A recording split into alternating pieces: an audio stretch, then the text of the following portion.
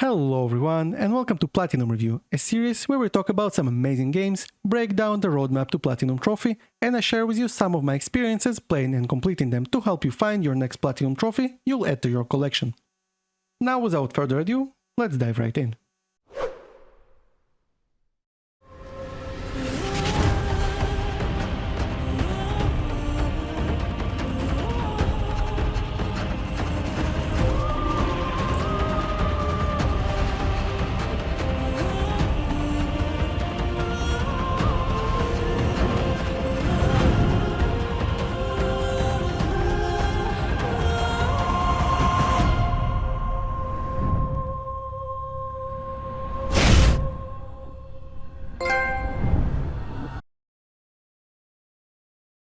Horizon Zero Dawn takes place in the future when humans are not the dominant species anymore. Their population basically reduced to tribes that are mostly hunters and gatherers again, and for some reason mechanized animals rule this world.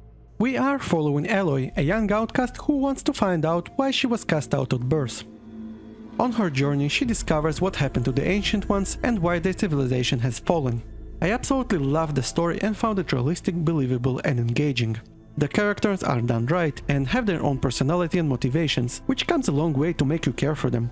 The world building is incredible and immersive, so you can easily find yourself just running around for hours on end to explore the map and talk to people. I found the side quest to be the weakest part of the game though. Despite the fact that you meet more characters, get additional dialogue and backstory this way, they mostly follow the same structure, gameplay wise. Go to a place, investigate, follow the evidence and fight some machines.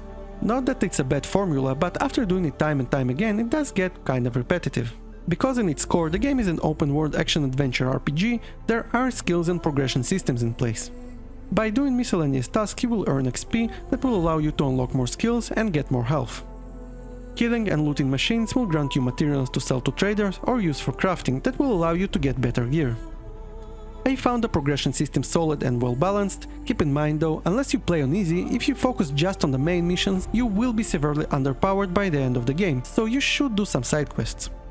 I really enjoyed the combat system in this game. It makes you think on your feet and you will have to find different strategies for every combat machine. You can use traps, basic arrows, elemental effects or even tear blast arrows to remove components and use them against your opponents. There are also human enemies, but I honestly found them more boring, although I still enjoy those sections, especially by taking a stealth approach that I really like doing. On the technical perspective, the game runs great on PS4, but has some serious weirdness on PS5. While replaying it recently on PS5, I found a lot of glitches and immersion breaking bugs that were not present on PS4. They were not too bad, but still noticeable. To be fair, there is still no native PS5 version and backward compatibility can be a bit finicky, something that I did notice in other games as well. Also, loading times are not great on either console, but again it is a PS4 version so you can't really blame Gorilla for that. So if you own both consoles, I would actually recommend playing it on PS4. All in all, you should definitely play this game because you can see the passion the developers poured into it, and the story itself is actually really worth playing to experience for yourself. The roadmap to Platinum Trophy is actually really straightforward this time around. Nothing is missable and there are no difficulty related trophies, so you are actually free to approach it in any way you want. My personal preferred approach in open world games is to do everything that I can before finishing the main story and have the trophy for finishing the game to be my final one before the Platinum, which is exactly what I did this time around. One object that I urge you to obtain as soon as you can, which will be when you made it to the second part of the map, is the Golden Fast Travel Pack. This will allow you to fast travel without limitation to any camp you discovered previously and save you a lot of running. To get it you will need 10 fatty meat that you get from killing animals and trade it with an NPC.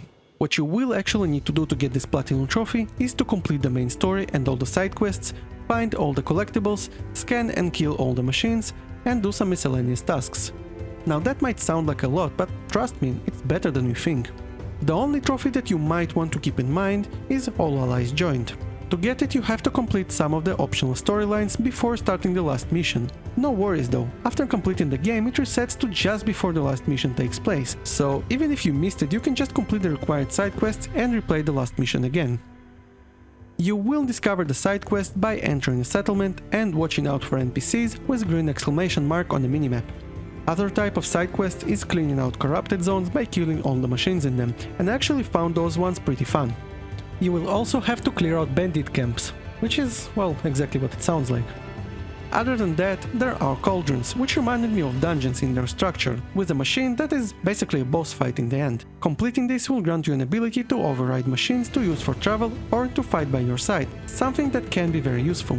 By the way, if you made it this far, consider supporting the channel by pressing the like and subscribe buttons. Maybe even leave a comment or suggestion? Just saying. Anyway, back to the video. Last type of quest is hunting grounds, and they are basically in-game challenges. This will be the hardest part of your platinum journey. You have to complete all of them with Blazing Sun Mark, which is, well, basically 3 stars. Some of them are not that bad, but with others I actually struggled for a bit. If you have a hard time with some of them, I would actually recommend you to take a break and focus on other missions instead, and come back when you're a higher level with more skills and or better equipped. What was actually a game changer for me is finding a Shield Weaver armor, which is the best armor in the game. You will have to get it anyway for a trophy, although you can only obtain it pretty far into the main story, it's still totally worth it. With Shield Weaver armor, the trials get much easier. You should aim to get it as soon as possible. To get it, you will need to find 5 power cells that can be found throughout the game, take them back to where they belong and solve a puzzle. Miscellaneous trophies are not that bad and you will probably get most of them naturally, but even if you didn't, you shouldn't worry too much about them. There is a huge number of audio logs and text messages you will find throughout the game, but they're actually not required for a platinum trophy, which I'm very thankful for. What you will need to find is 83 collectibles that are divided into 5 categories.